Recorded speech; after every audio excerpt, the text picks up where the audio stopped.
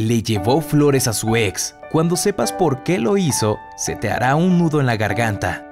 Su nombre es Billy Flynn Gadboy. Tiene 36 años de edad y es padre de 2 hermosos hijos. Lamentablemente, la relación con la madre de sus hijos no funcionó, razón por la que ambos decidieron separarse.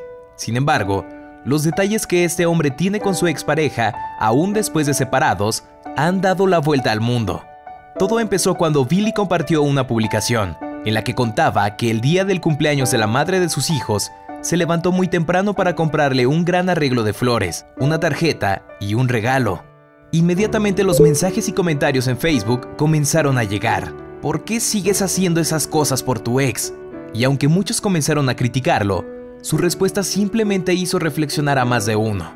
Estoy criando a 2 hombres pequeños. El ejemplo que les dé de cómo trato a su madre va a dar forma significativa a cómo verán y tratarán a las mujeres.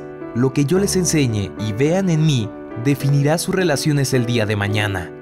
Sería maravilloso que todos entendiéramos que el título de padre o madre no se va al divorciarnos.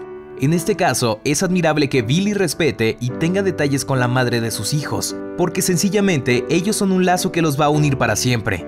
El hombre y la mujer decidieron separarse, pero los padres quedan unidos de por vida. Hay que tener bien claro que las personas no pierden su valor al dejar de ser nuestras parejas. Billy sabe que es importante ser un buen ejemplo para sus hijos, y el que ya no viva con ellos no le impide ser buen padre. Divorciarse no significa odiar a la persona con la que estuvimos. Significa que el amor por los hijos es más fuerte que las diferencias del pasado. Síguenos en todas tus redes sociales. Búscanos como Badaboom. Soy Víctor González y nos escuchamos en el próximo video.